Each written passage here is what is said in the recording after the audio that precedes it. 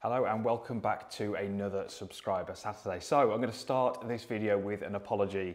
It was only in January and I missed my first episode. So I did the first three and then unfortunately last week, you may not have noticed, I didn't upload one on a Saturday.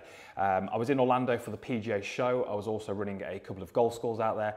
And the plan was, whilst I was out there, it was to film the Subscriber Saturday and then post it upon obviously on that Saturday. The schedule in Orlando was absolutely hectic. I didn't foresee it being so busy. With the golf schools, we were invited to different events, coaching forums, different meals, top golf parties. So there was so much going on. I literally just didn't get 5 minutes to obviously film this video and upload it. So I apologize, but we are back and we have got 3 more swings for us to have a look at this week, and hopefully if you fall into any of these categories, there's going to be some information here which can help you move your game forward. So as always, if you would like your swing to be analysed on this series, then drop me an email at swings@chrisryangolf.com. I will link that down below. Send me anything, send me driver swings, send me iron swings, send me wedges, putters, bunkers, chips. I've said this at the start of every video so far, but let's see if we can get a variety of different shots rather than just kind of driver swings and iron swings. Let's get some short game stuff, even just some recovery shots. So the more varied we can make these, the better. You can also send me your swing via Instagram. My handle on there is Chris Ryan Golf. So get in touch, send me a swing, and hopefully we can help you out in this video. So the first swing we're going to look at is actually a guy who I have met previously. I've met him a couple of times. He's a fantastic guy. He's from California, and he actually came on to the golf schools the other week in Orlando. His name is Mac. You can see him on the screen there. Now, the reason I've chosen Mac for this first analysis is because it was interesting. On this golf school, we had quite a few people who sort of fell into this similar sort of category. So I thought it'd be a good idea to discuss what was going on and some of the changes that we made. So let me just play swing through first of all. I'm just going to make that a little bit bigger on the left, but we're just going to play this through. It is slow motion. So we're just going to let that play through so you can see it. And he's hitting a 6-iron here.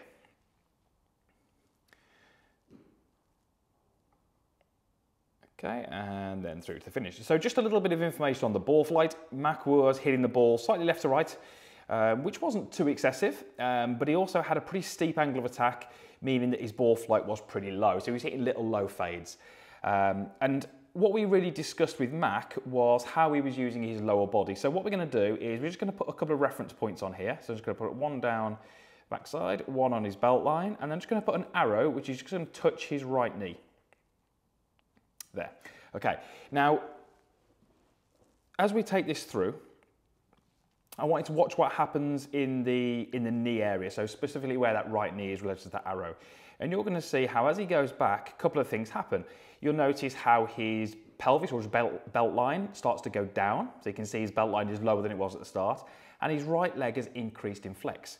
So as we take this all the way up to the top, we see that trend sort of continuing. So pretty much near the top of his golf swing there, right knee is increased in flex, belt line has dropped. So he really hasn't pivoted or used his lower body as well as we'd like. I would like to see his belt line stay on that orange line, so certainly not go down. I wouldn't mind if it went up a fraction, but staying on that line would be ideal. And his trail leg, I would like to see lose a little bit of flex. Now, what we saw from Mac is that this gave him a little bit of a underturn movement. So if we look on the right-hand side, you're going to see how he doesn't quite get his shoulders fully turned. And what that meant is it was very difficult for him to shallow out the golf club, or the attack angle, I should say, and neutralise his path. So we really spoke to Mac about trying to hit, as a feeling, little soft draws with a little bit more height by how he moved his legs. So this is something I say we did see quite commonly across this golf school. There's 3 or 4 golfers who fell into this category, and interestingly, they all seem to have the same sort of delivery numbers on the way down. So what we did with Mac is we actually got him to place an alignment stick through his belt loops.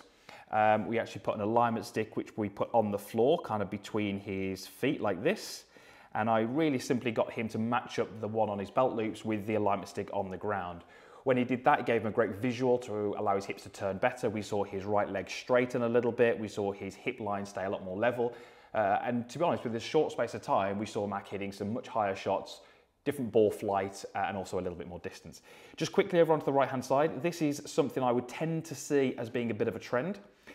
If we see a golfer who doesn't rotate the lower body as well as we would like, we very often see in that golf swing there is some lateral movement off the golf ball in the lower body. So you can see how the hips have definitely moved a little bit away from the target.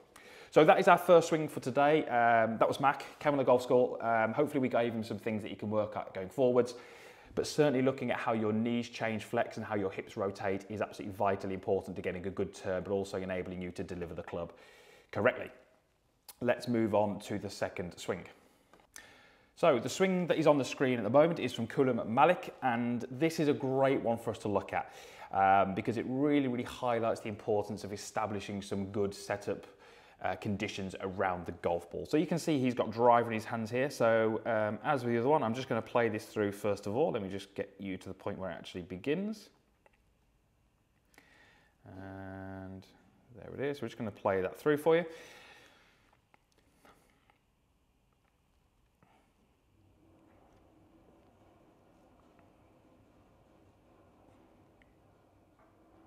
Okay, and I don't know if you can pick the ball flight up from the screen there, but it actually looks like he's hit a pretty decent shot. I think we can see that there might be a slight contact issue. It looks a little bit towards the heel, we can see there. But actually looking at the ball flight, he gets that ball away quite nicely. So I would suggest that on the course, that's gone pretty straight. So what we're really going to do here is we're going to talk about two things here. What I would do here with this golf swing is really start to address the address. So start to look at the address position and how this golfer stands to the golf ball. We can see how he has definitely got his pelvis a little bit tucked under, which isn't the end of the world, but what it means is he's got his upper body quite vertical, he's got a lot of roundness in the back, and it appears that his shoulders are kind of pinched inward this way. So the starting position really is going to influence how this golfer can move the body and move the golf club. So number one checkpoint here would be to really start to establish some good angles in the body over the golf ball. I think we can get this golfer moving a lot more efficiently just by changing the way we set up. So, you know, the message really for you as the golfer is to, you know, look at the setup position. The setup position is not going to be a one size fits all. It depends on your height, your arm length, your leg length, the club that you're using. All these different things influence it, but it's trying to establish a starting position which allows you to move the body in the most efficient way. I believe the way this golfer sets up, they are unable to move their body as well as we'd like. Little checkpoint here, if we go back of the shoulders and do a vertical line down, you can see where that line is relative to the knees and the feet. I would like to see the back of the shoulders a little bit closer to the front of the knees. So front of the knees being somewhere in here. So this golfer needs to feel as if they tip over the golf ball a little bit more angle in the pelvis, get the upper body tilting out over to the golf ball a little bit more. It's going to feel very different for this golfer, but it's going to be what we need to do to start this move better. Once we do that, I would then talk to this golfer about how their trail arm moves. So if we just look at this trail arm, and what we're going to see here is as this golfer moves the club away, we're going to see that we don't quite get the correct rotation of the body, and due to that we don't get the right arm functioning as well as we'd like. So what we mean by that is if we take our right arm here, I'm just going to put a little bit of bend in it, so hopefully you can see that. Let me move that down a little bit here. We would like to get this right arm what we call folding this way. Now this is a fold, and you can see how I've still got a 90-degree angle in that arm. So this is what we call folding or external rotation of the shoulder. If I take my arm and I move my elbow back behind me, you can see how I've still got a 90-degree movement in there, but this is more of a bend. There's no rotation in this arm. And that's what this golfer does right from the start. From their setup, they tend to bend this right arm. A lot of that is due to the fact that they're not rotating well enough in their body. They're not rotating well enough in their body because they're not setting their body in the correct position at address. So really for this golfer, I will be talking about how they begin the golf swing, looking at the posture, the setup, the angles, and then talking a little bit about rotation and folding this trail arm. And that's what I would do with this golfer. So the really message here is setup is going to massively influence how you can move your body, and that in turn is going to influence how you can move the club. Right, let's move on to our final golfer for this week. So this video came in from Instagram from Cozy Gin. Hopefully I've pronounced that right. It's always a bit strange when you get these funny names on Instagram that you're not sure how they're meant to be pronounced, but hopefully that's correct. So I thought this was a good one because all you lefties normally get left out. All the videos we do are always based around right-handed golfers, so great chance to take a look at a left-handed golfer here. Now I'm just going to grab his message on Instagram because he did send me some information. Okay, so bad shots are fat shots. Presenting too much loft and longer club, his miss is a slice. So fat shots and presenting too much loft, and his handicap is 15.8. So the first thing I'm going to do is just going to look at this right-hand side video, and just like the other ones, I'm going to play this through first of all so you can see.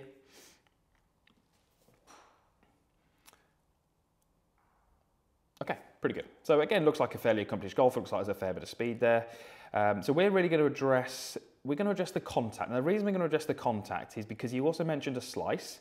However, the video that we've been sent here, we can't really see the club face position through the golf swing. If you look at this left-hand video here, you can see how the club goes very blurry, and then at the top of the swing, the club is actually out of shot. So can't really talk about the club face. So we're not going to really address that. We're going to look at the contact issues that this golfer was experiencing. So the first thing I would do here is I would look at how he sets his hips and his pelvis at address. To me, without measuring him on 3D, which would be what I would like to do, get him on the K-Vest, I would suggest that his hips need to be a little bit closer to the target, so this way, with a tiny little bit more angle. So feeling that his right hip, which is his lead hip, is slightly higher. That says 7 degrees, it doesn't need to be 7 degrees, 1 or 2 would be absolutely fine, because I think he's got his upper body slightly out of position here. So to me, it looks like his hips are a little bit back, and that sets his upper body into a slightly incorrect position. Now, the reason we would like to do that is because I think we would need to look at this golfer with rotation and what I call pressure shift. So many of you will know, if you watch my videos, I do coach with body track. Body track gives me how a golfer moves their pressure through the golf swing. And if we look at what this golfer does, you'll notice that the head tends to want to move very, very early into that lead side. I would suggest that this golfer's pressure is moving towards the target a little bit too early. Again, I'd like to measure that rather than just guess, but that would be my hunch or my suspicion looking at this video. Part of that reason is because of how he sets his body at the start. I don't think his body position at the start really allows him to make the rotation we want. By setting the hips back and the upper body forwards, I think it encourages him. So if you can imagine my hips are back and my upper body's tilted this way, as I turn, it's going to encourage me to move too much forward too early. So to me, that head and the upper body isn't quite where I'd like to see it. And what that does, it means that he gets a little bit ahead of it, and then he has to stall back up. And when he stalls and backs up, it's very difficult for him to present the right kind of loft. You can see how the club and the hands are very blurry, so it's very difficult to see exactly where the hands are. But you'll notice now that his head is actually moving backwards away from the target this way. So there was definitely a little bit of movement towards the target, a little bit movement away from the target. That's going to make it very difficult to control the low point, which in turn is going to make it very difficult to control where the club makes contact with the ground. And if we don't have the ability to control that, we're really going to struggle with consistency of contact, consistency of strike, and also if we are moving backwards away from the target, very, very difficult to present a lower amount of loft. And he did say that he felt he was hitting pretty high shots. So hopefully that you can see that makes sense. Obviously, with all of these swings, it would be way, way better if I could actually speak to these golfers, see the ball flight, see them in person, talk to them about what they've done in the past, what their tendencies are. But what I'm trying to do here is trying to give these golfers just something they could maybe explore going forward. I would advise all of these golfers to seek out a professional who can help them. But what we're trying to do here is just give them a few ideas on what they can actually do moving forward, and actually, as I say, explore a few ideas on what might make them play the game a little bit better. So that is the end of this week's episode. Again, apologies for missing last week's. Hopefully this one was good and made up for it. I will continue to try and do as many of these as I can through the year. It just depends on what my schedule is. But hopefully there's some information there which can help you. Again, I've tried to pick 3 different movements. I appreciate that you're not all going to fall into these categories, which means that you're not going to go and try all these things. But what I'm trying to do here is just give you a little bit more information about the golf swing, educate you a little bit more so you can look at your golf swing in a slightly different way and hopefully move in the right direction. So send me your golf swing. Let's get as many as we can in. Short game, chipping, putting, driving, slice, hook, top, whatever it may be. Send me an email, swings@chrisryangolf.com, or get them over to my Instagram, which is @chrisryangolf, and hopefully you can feature on one of these episodes. Thank you again for watching. Usual stuff, as always, is down below the video. That's a like button, the comments box down there, and also a link to subscribe. So please click that button. It makes a massive difference to me if you subscribe. Thanks for watching. We'll see you again soon.